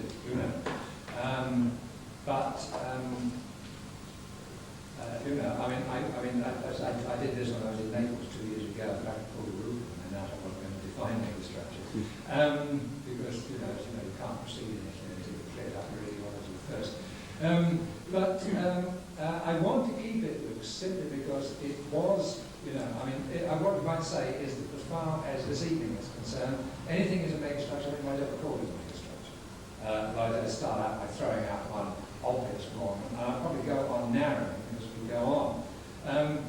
You did make a point, though, at the beginning about a megastructure is not normally built vertically. Right, and that one I accept. There I find myself up against, so to speak, the consensus of common sense. Yeah. I have about 3 vertical megastructures to offer you. I've seen one tonight, the plus one of our 2. Its designer claims it's a megastructure. Who am I to spin that? I put it to him, do you think it's a megastructure? Yes, he said, it's a megastructure. Yes, it's a megastructure. But it's always so described in Montreal, as far as I can remember. But in general speaking, for the moment, I'm taking anything as a megastructure, anyone's ever called it a megastructure, except when that is a silly situation. And we'll probably find some other silly situations before we're finished. I should probably finish up with an extended version of the Wilcoxon definition, which all I know is dry and is descriptive and is academic, but it seems to me approaches the problem in the right sort of way. What it includes and what it omits. I would extend the Wilcoxon definition to include a dominant horizontality, presence of a transportation component in it, and quite historian, I think one would have to say, and designed between certain dates, which I think that is in terms of what I would call real life creative megastructuralism. And I think there is a definite season in which good megastructures were designed, and that after a certain date, which is probably about Christmas '64, New Year '65. Well, they've got to push it that far. Does the earlier date include Santelia? I don't see what the Santelia is. However, somewhere about Christmas '64, the thing begins to change into a more academic situation. I'm delighted to find it's the Italians themselves, Manfredo Tafuri, who actually produced the phrase an academy of utopias. It seems to me to describe Italian Mark II megastructures very well. But somewhere about '64, there seems to be a change, and there ceases to be what I would call a creative activity, which means about actually inventing forms and building types, and becomes one of the kind, within the field of kind of megastructures that Peter was objecting to just now, where the structure is dominant, then begins to be very repetitious, certain grand elaborations. Some refinements are made, and they're very, very visual. So my definition will certainly include a date as well, saying after such and such a time, I don't think that's really a megastructure. This will be bitterly rejected in some ways, particularly Italy, I know. But I think one could, as a historian, one should as a historian, there's some responsibility to make some such point as that. Has it got to be but within those dates, whatever the first one is, has it got to be a conscious design product, see, or can you look at the conglomerate that now forms Grand Central plus Pan Am? If you have read the poster, you will see that lecture 3 is entitled Megastructures Trouvé. Ah, yes, right. Good, right. Which it does include that. Which is which I think is extremely. Trouvé, I assume, applies to you, not. Oh no. Again, any accidental product declared by anybody to be a megastructure is a megastructure Trouvé. Right. You know? And even some to which the word wasn't applied, but where the implication is very clear there. Again, like Safety. Huh? Like Safety, whose motivation for habitat would certainly not be in terms of megastructure. No, quite. But I agree it was a megastructure, so it was finished. Yeah. That's not quite what I mean by megastructure Trouvé. They probably guess what my kind of megastructure Trouvé would be. Yeah. I mean, but anyway, we'll come to that. And again, one might put a date to that and say megastructure Trouvé before. When were you first on saying Monica Peter? But something like that, and after that, is it become there's a point in which the discovery of these images ceases to inspire architectural invention and simply becomes historians like me playing a historical game. You know, I think one could again say, I think probably the key date is later in that, because I say 67. For reasons which will emerge, I hope, in 2 weeks' time. That there comes a point where announcing that things are megastructures ceases to be a creative activity and simply becomes kind of historical snap. You know, kind of I saw it first, you know. So what we do with the factory with 3-mile long centre of the Milton Keynes, which has, I think, 4 extensions. I don't think it's a megastructure. No, I don't. But I never had anybody try to. I don't say anybody challenged Derek. It's always good. He'd like it. He'd like I'm sure it. he'd like it. Well, of course, we could ask my directors to give us an underground view of it.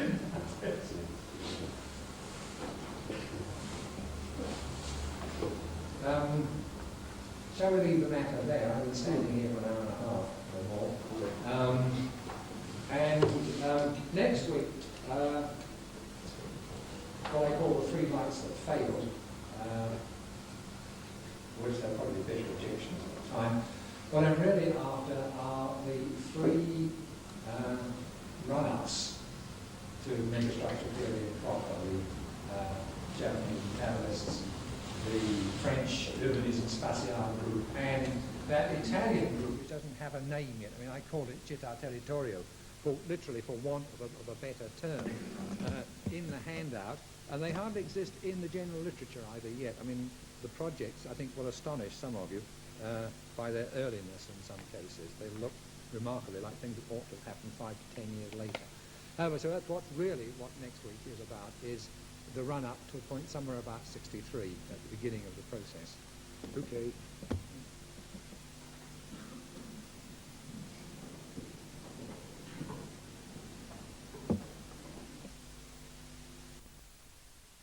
And stuff at all sorts of different levels. This was the one that caught on internationally. Now that the movement was pretty well all over, when Italians were recognizing that these quartieri direzionali were not going to get built, except for Milan, which was a totally different proposition anyhow, because it's really all little children of the Pirelli building, that in this sort of rather desperate situation where they recognized these things were probably never going to happen, where the architecture schools were going on strike, with Italian architectural culture going, or the intellectual side, going into temporary collapse. At this point, the rest of the world suddenly started to sit up and take notice, but missed all the run-up to it. What you get out of all this in magazines like Architetto d'Aujourd'hui, Architectural Forum, Progressive, and not even this much, I'm afraid, in most of the English mags, is the prize-winning Quironi project. All the background to it, all the Rome Round Table and so on is missing.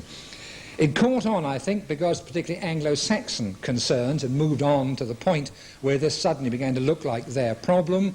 where French concerns confronted with the irresolvable mess of La Défense. French suddenly began to recognise that they too had a problem. And also I think the futurist revival is in here somewhere. The drawing, the zipper-tone, I think it's the first appearance of zipper-tone in Italian architecture. The zipper-tone construction on the right-hand screen is described, always captioned, as torre con luci built in. Towers with built-in lights, a very curious bit of phraseology, which sounds to me, frankly, like the Saint-Hilaire revival. Now, as I say, to my view, the movement collapses about here. The Italians, of course, did not stop designing megastructures, anything more than anybody else did. But the next phase, which the Italians themselves are now officially declared to be radical megastructure architecture, begins officially in 1963 already in the school in Florence, in the circle of people like Leonardo Savioli, looks to me like a load of nothing, quite frankly. For the record, two Savioli projects, his duplex towers on the left, which is a good, rich, well-composted design, I think, of, largely other people's ideas. And on the right-hand side, his project for the Sorgane housing outside Florence, a scheme which was in fact, or a competition which was in fact cleaned up by Leonardo Ricci. This is 64 and this is 65 and 66. It's already becoming, to my mind, something of an academic exercise, and I think particularly in the case of Savioli, because earlier this year, L'Architettura finally published the results of the NIACAP housing ideas competition, which most of the architects in Italy went in for. And the Savioli team entry includes a model which I think he'd submitted for a previous competition in 1966, and this competition was held in 1973. There is I think a contrary argument can be made, but it had to be fairly powerful to convince me. It seems to me that the moment when Italian architecture, particularly Italian megastructure thinking, goes officially radical, it almost ceases to have any relevance to either the megastructure, the progress of the megastructure argument, or much to Italy itself. It begins almost at once, sorry, no slides, I only discovered the picture quite recently, with the first of those megastructures which start in Florence and finish in some other nearby city which also has a communist town council. I mean, this is a stand. In fact, Gregotti rang me up this afternoon about something completely different. But it begins with a project in '63, I forget by whom, which is in the new Casabella book on radical architecture. And it finishes really with the 1972, I think it was, competition with extensions of the University of Florence, where Gregotti proposes a continuous complex megastructure which starts in the middle of Florence and finishes in the middle of Prato as a bit of physical bridge building between two politically congruent authorities, bridging over the non-communist territorio in between. As I say, it does not satisfy me. I'm prepared to be argued with about this. It seems to me the most conventional and least inspired kind of alleged radicalism, but then that, what I call establishment radicalism, is something I'm out of sympathy with anyhow. The one thing I think I regret in the collapse of the Italian movement is that some very interesting stuff done in 64 to 66 somehow got lost in the rush. There was a major competition, for which I'm afraid I don't yet have slides, for an extension of Venice, the Tronchetto Island No. 2 competition, which was for servicing light industry, garage, car parking, etc. space alongside the existing Tronchetto Island, of which about half the entries were megastructures of one sort or another. And it's the first place that Manfredo Nicoletti, for instance, appears with one of his characteristic type prize-winning schemes. Also Ravnica from Ljubljana, the first visible appearance of the East European megastructuralists on the western scene, etc., etc. But as I say, only marginal notice was taken, and practically none at all in the Anglo-Saxon press. And also something which the Anglo-Saxon press ought to have picked up from the other side of Italy, but seemed not to at all. Admittedly, it wasn't designed by an Italian, but designed by someone who would like to be an Italian and speaks very good Italy and sees, I think, Italy as his second home after Los Angeles, and that's Konrad Wachsmann.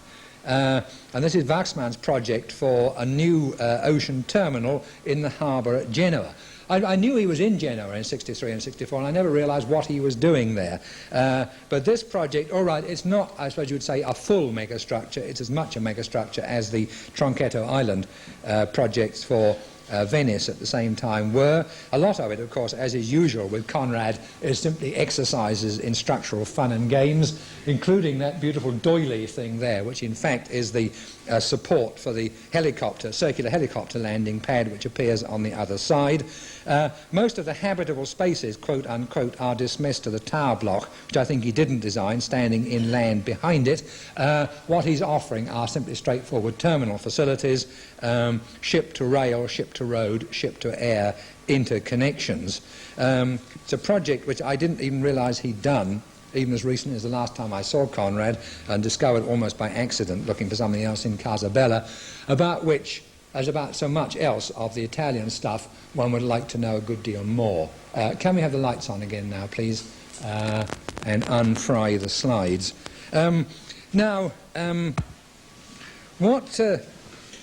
What arises from this? As I say, it's quite conceivable you will disagree with my concept of what constitutes failure on the part of an organised movement. You may object that these were not very relevant movements. I don't know. You know, I mean, you say they didn't build anything. That's an objection to nearly all the architecture movements of the 20th century. That they contributed something or nothing to the ongoing progress of architectural thought, that I think we could talk about. The other thing which came up very violently after I did the dry run preview of this lecture yesterday from my own students was simply, how could people propose to do things like that? A remove of 10 years to design in that way appears to have become inconceivable. Is it because, you know, it's a kind of it's a not going to work project anyhow? Is it simply because our view of what is permissible has changed? It's difficult already to reconstruct the mood of 64, the mood which made the megastructural parts of, say, the Buchanan report conceivable and perfectly acceptable to the average strolling British town councillor and deputy planning officer. What were we all up to in 64? You know, because I don't think any of us then found this kind of project very shocking, but quite obviously people do now. So, any answers, any suggestions, any questions, any queries?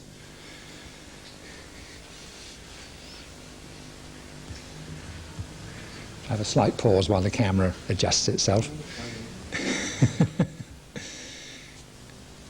Am I right in saying that these movements failed? Do any of you feel any continuing, what shall we say, sympathy or empathy with what's appeared on the screen? Would you like to do that kind of thing yourselves? Would you do it over again if you had your life over?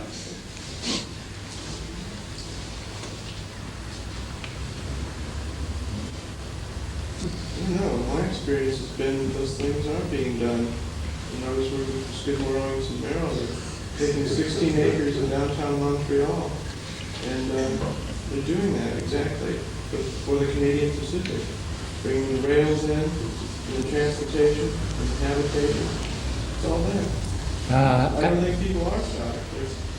The apathy is taking over. Or is it that it's a good Montreal tradition and has been since '67? Okay. You know, I mean, it's not a very original idea to do that over 16 acres of railway land in Montreal. It might be somewhere else. You know, I mean, I'll talk about Montreal in a couple of weeks' time, which I think is a very special case, which you've had to single out from the rest of the argument. I mean, would Skidmore's propose to do it somewhere else?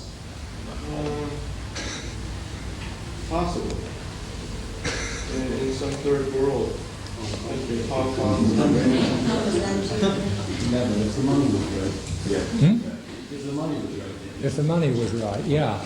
The money is right. It's being done in both of those places.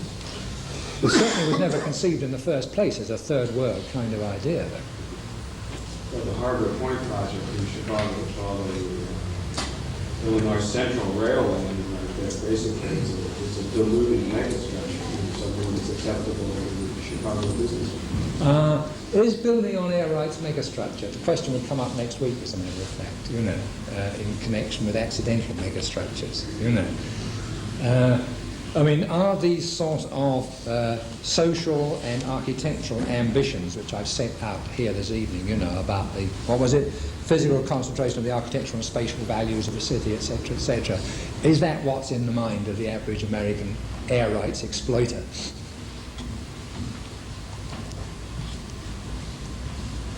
I mean, I'm prepared to be persuaded about this. It wasn't my impression of what was going on in the discussions about the Illinois Central Air Rights in Mises' office 6 years ago.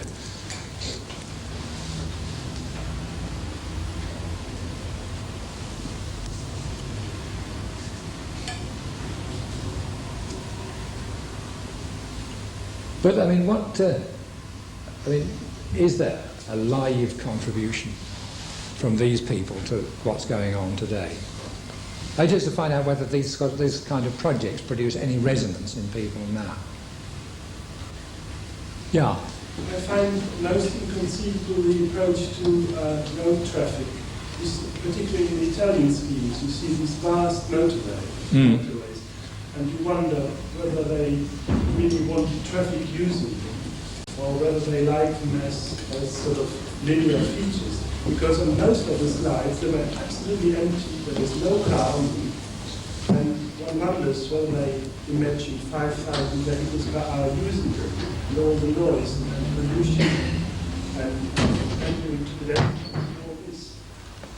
You think? Imagine that if this architecture was anything of a visionary architecture, where you propose public transport means, speed trains and that sort of thing, but not road traffic to that extent.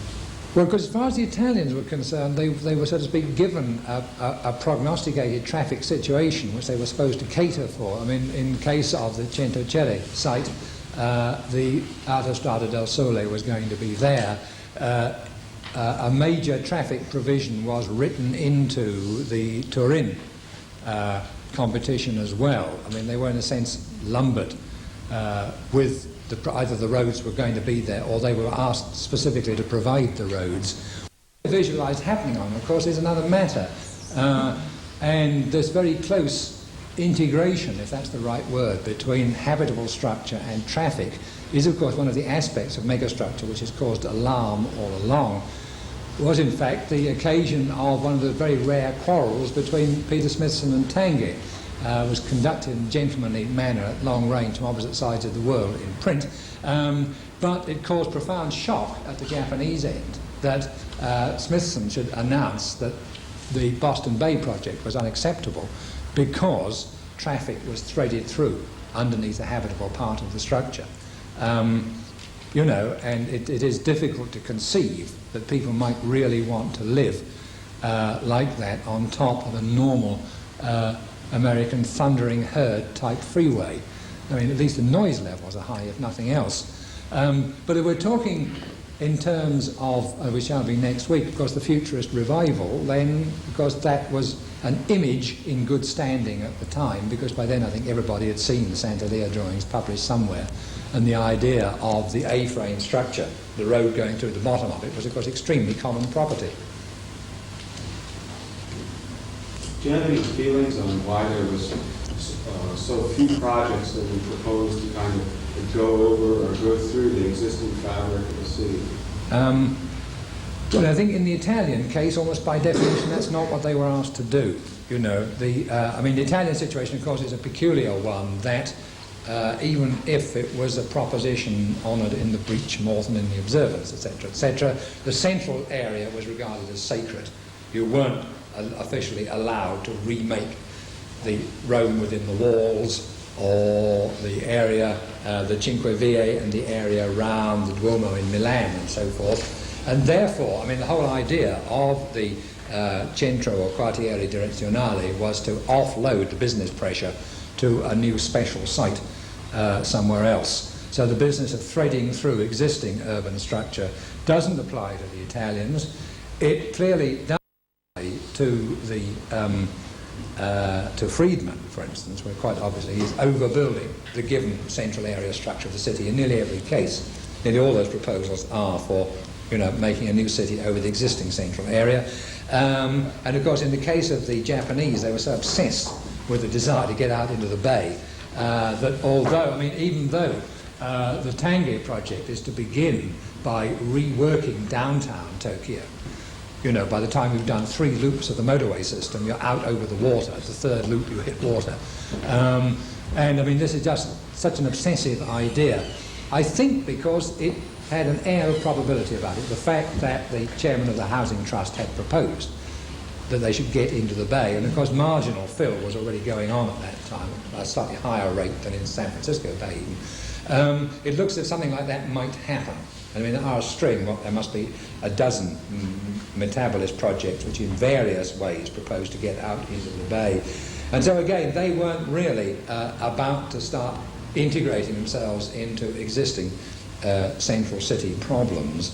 On the other hand, I mean, normally megastructures are seen as being relevant to city centre things, and as far as New York is concerned, which is, and Montreal also, which I suppose are the 2 western capital cities of the megastructure movement, then involvement with the central city is important. Even if in New York nothing really ever happened, New Yorkers could always claim at least one classical megastructure in Grand Central Station, and did from 1964 onwards, even before Doug Haskell knew the word megastructure. He was claiming that Grand Central was an arm, was a thing, was one of those, quite obviously with the image in his mind of what ought to happen. And we will see next week, in the case of the George Washington Bridge approach, as at least one major accidental megastructure.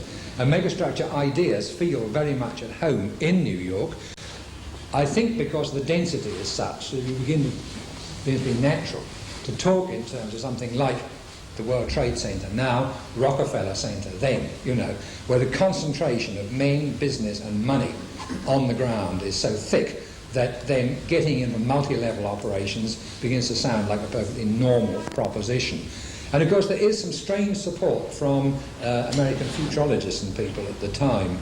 Lloyd Rodwin talking about a city which would be a solid 1 kilometre cube. You get 3 million people in it, he said cheerfully, you know.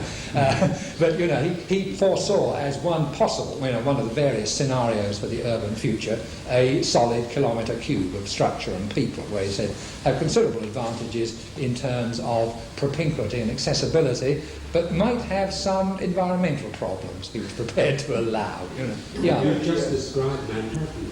Well, that's it, you know, I mean, it's no strain. It's no strain if you're a New Yorker to think in those terms. All you've got to do is join the buildings up at higher levels. I mean, it's what it looks like. You know, if you came into Manhattan on the old helicopter trip from an Idlewild, then you suddenly saw a city apparently consisting of solid cubes of buildings with streets in between. America is still very much riding the wave of post-scarcity 60s, and Skidmore, of course, has capitalized on the enthusiasm that megastructures generate with Plaza Icon. He's the biggest public relations and salesman on megastructure kind of thinking. Yeah, right. I mean, it's now. I mean, it's now. You know, it's now entered the realm of ideas which are in good currency and therefore dead, I feel, you know. I mean, you hardly argue it's surely a creative idea in the American scene now to propose giant air rights megastructures. I mean, it's not going to dramatically advance the environmental and ecological condition of the citizens of America very much. Now, as viewed in '64 by people like Peter Blake and Doug Haskell, it looked a pretty promising idea. Because that appeared to be the only way, in fact, that things could go in cities. Multi-level circulation and put everything else up on top. I mean, it goes back to, to an even earlier Boston Bay project, the Gropius Tack one, in the early 50s, you know, where it's hardly a megastructure, but in conceptual terms, as a multiple stack of parking and generalised facilities, like supermarkets and so on, and the specialised things, the office towers, the auditorium things on top of the slab. It's already moving in the direction of megastructure type thinking. It's a very ununified image. I mean, it lacks the drama, the rhetoric one tends to associate with the visual aspects of megastructure. But the organisational and probably the financial structure is clearly there.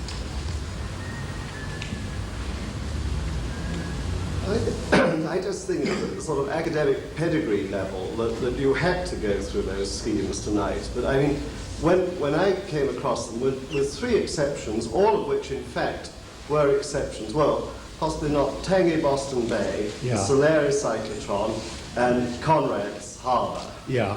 All the rest have always struck me as scruffy.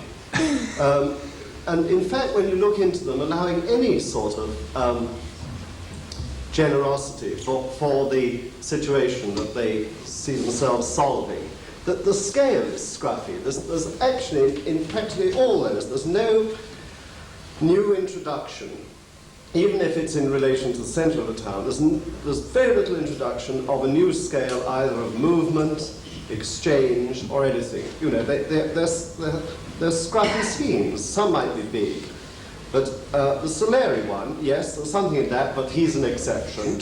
Conrad's one, fine, he's playing his thing. But there was that effort of exchange, which in fact, in a way, I think you're quite right, he didn't do the tower block, but he was very relieved to have that out of it. Yeah. And Tanguy Boston Bay one, I think, was trying. Can you pin more than that what it is about the Tanguy Boston Bay one? Is it that it looks almost genuinely buildable? I think actually that yes, I think it's the intervals feel genuine. Yeah. That is, that you can look at that and feel a new pattern of movement that's achieved there. I don't just mean cars. I mean pattern of movement and exchange. Yeah. That is readable, has reality, and makes you think about scale again. Whereas, you know, the others are scrubbed. No, it's interesting you approach the thing this way, because in the argumentation after the class yesterday, the point was raised very noisily from the back of the house that most of the project I shown this evening had no sense of scale whatsoever. They were just pretty models. They might have had metric scale, so to speak, you know, they were built to 1 to 50,000 or whatever. But in terms of what you could see when you looked at them, they were unreadable in scale. Well, again, that's probably being a bit sort of, in a way, academically pure, because if you make allowances for them, you can read in something a little bit over the metric, but it is a very sort of dull, scruffy scale. It's nothing new. You know, even if you make allowance for the method in which you have to translate either the drawings or the models, they're a dull lot. I mean, I found them dull when I came across them, and I find them just as dull seeing them again. I find them puzzling rather than dull. I mean, is it a question of what were we all up to at the time? But I don't think those, I mean, you see, I would have thought something like the Kahn scheme that we talked about last week, Yeah. even at that time, still had far more effect than whose was it? Was it Kurokawa's helical? Yeah. Which was scruff. Well, it is. I mean, the thing is unreadable anyhow. Yeah. I mean, you finally find some small rectangles on the curving surfaces. Are they windows or are they whole houses? You know, I mean, the traditional thing, you know, the old joke about Bucky. You see all them dots, they're people. You know, the dots now might be people, Cadillacs, or full-size, you know, 2-story living capsules or something like that. I mean, they're unreadable in that sense. Well, they're unreadable in that sense because you've listed three things which actually in definition are different. It isn't just whether it's a window or a building. Yeah. They're unreadable whether they're people, cars, or a building. Yeah. And according to which abstract decision you make about what the dots represent. So the thing has three conceivably different scales. There is, I think, a sense that the making of the models is what it was really all about, in many cases. With what elegance Ben Banham outbeats out. No, I wasn't thinking about it, but you know, I was intending to discover that my students and Casabella's official handbook to radical architecture at one about this saying, but in the end it was il plastico, you know, the model, which was the real heart of the argument. The creation of models, in all senses of the word, the manufacture of the models, the photography of the models, and the admiration of the models is almost what you feel that particular movement is about, if you cut away from it the legal substructure. But I think the legal substructure is important. In a sense, the Italians had a specified task to do, you know, which was not of their own invention, which I think gives that whole quartiere direzionale thing a different feeling to any of the others. I mean, however unsatisfactory you might find the schemes, they were applying themselves to a task which appeared, you know, in terms of the Italian rule book at the time, to be a real task. But have you, in your research, found anything they did before? Because that sort of response is almost too late. You know? Yeah, no, I take the point. I mean, what we know of Quaroni before, as I say, is this Milano redevelopment in the south, which is something of a totally different scale. Samanar, of course, is a hard case. Samanar's work in Sicily, where he built and rebuilt these enormous warehouse-type blocks on various harbour fronts.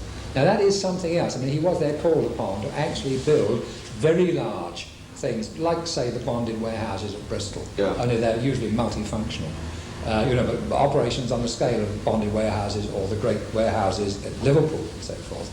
Something you might find normally in a Victorian port city. And he worked on that. He built, in fact, a very distinguished string of them. And I think he's probably the one man who understood what the scale thing might be about from experience. With the others, I mean, Tafori, Pieri Quilici, the Aimonimos had hardly built a thing. In fact, in a sense, the only real megastructure in Italy was that office block by Gino Valle.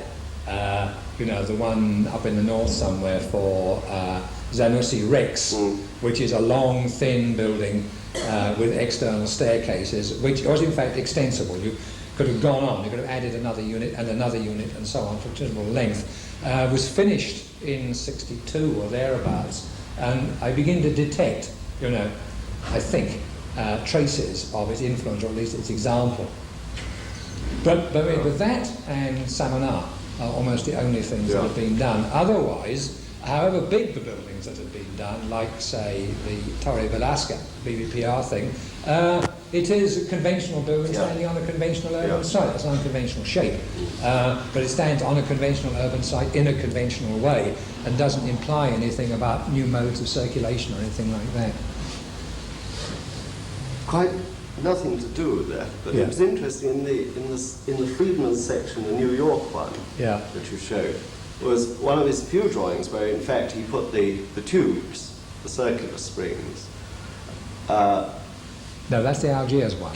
Oh, was the Algiers one? Yeah. No, the New York, that's right. The New York one has got the thick legs. Slab. The Algiers one. Which is about the time he was getting his friends over here to buy him those coloured plastic bangles for Portobello Road. Oh, right. And if he actually, it would have been interesting because if he'd taken the barbed wire principle, continuous spring, you know, it would have actually opened up some more mathematics and structures rather than the old space grid. And that's one of the few drawings actually that it does. Although even though the space grid is there, or it's still there, but the tubes are there. The tubular thing is there as well. And he was working actually on models of those.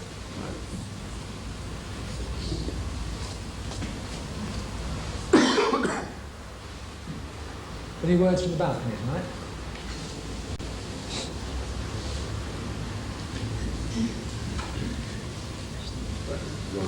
I'll just throw in some general. I found most of the Italian examples didn't fit your description last week, or the descriptions last week. Almost without exception. And I just throw that in as a point of argument. But and I think the tagging, Tokyo Basin, also doesn't fit for me. I think it's something to do with it having been so good. It is so ordinary. He's taking a very typical planning concept at the time and put it on water. You know, right down to the block. The blocks may be bigger, and that's all they are. They're much bigger, but those little island pieces are straight out of surf. But you know, they're styled slightly. And I don't think, and I never did at the time, feel that had anything to do. It's too loose, and and sort of romantic. It's not fun, for me. Mm.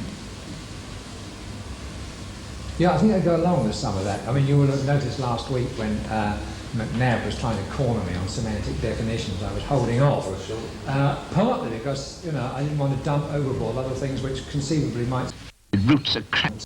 You know, and only one or two of, say, the Turin projects in part answer up to all any reason of all of any normal definition of a megastructure. As I said, I think a lot of them have the style or the visual feel or something like that of megastructures, but it's only parts of the Tafuri thing, for instance, which have the quality. And I left out a whole lot of entries, which were very big buildings, but certainly were not megastructures. You know, I don't think the building 40 stories high in a hollow quarter-mile square, but a quarter-mile square, standing on columns is a megastructure. You know, it's a very big building. I don't think it's a megastructure somehow. You know, and I guess maybe only 6 or 7 out of a total published entry of something like 48 come within anywhere near the definition or even the visual feel of what it's about. I think the Rome student things often come very much closer. I think they are a very bright set for 61. I mean, it's something you could put alongside AA student work of the same period, and it wouldn't be disgraced. And there isn't much work, I think, of that type which comes in that kind of category. What do you feel about the Tokyo basement? Well, I mean, I take your point about buildability, which, but I take it in the sense that may be one of the things that shot down that end of the metabolist movement, that it could almost be done. Yes. I mean, the Boston Bay A-frames were not beyond the reach of constructional technology at the time. They could have been built. They're like only 14 stories high, or whatever it is. Given you could put the piles into the bay, you could certainly put that kind of structure on top of it then, and that much more easily now. I mean, it didn't strain one's understandings.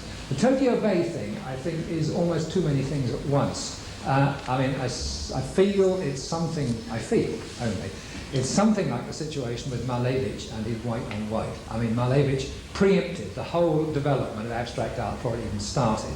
And I think in one way the Tokyo Bay scheme preempts the whole development of megastructure before it even started. Yeah, you know, that's what I guess I'm saying. You know, I mean, it's all in there at a certain level of conviction and definition. But at the same time, it's so ordinary. I'm interested you phrase it as ordinary. Did it really feel ordinary at the time? I mean, in 1960, did it feel ordinary? Take it off the water. Yeah. And just lay it down and look at, and you focused in on one island. Yeah. And I mean, for me, that was surf. I mean, absolutely straight. Usual architectural form. Yeah, right. No, I think you're right, that it's been transposed to an extraordinary site. But the other thing I think which does lift it away from the conventions of the time is the way in which the freeway loops are handled and the whole concept of the chain of freeway interlaces, which is arty, I think, but that's another way of thinking about traffic circulation, which you don't necessarily have to like or even find highly probable. It is out of step with most other people's, and even his own earlier idea of the freeway going zam straight through the bottom of the building, making a kind of enormous sort of scenic railway experience of, you know, in fact, because you had to travel in a continuous S-shaped pattern on that freeway system. That is, I think, something original and a foresight of what might have been a marvellous idea if anyone ever got around to making it happen in real life. I think he lost his nerve. The piece you're talking about is that centre section. Yeah, right. You get all that stuff at the far end dripping off, the little sort of cul-de-sac. Yeah. Whereas it all could have been important. So I certainly feel that with the Skokie competition project, you're getting into much more conventional territory, although the scale is greater. Well, I think the Tokyo Bay thing would have been like that, you see. I see it. Okay, point taken.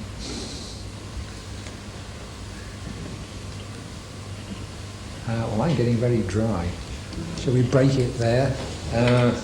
Next week, Megastructures Trouvé. as an attempt to illuminate the mind of the period by pointing at the kind of things that they thought might be megastructures.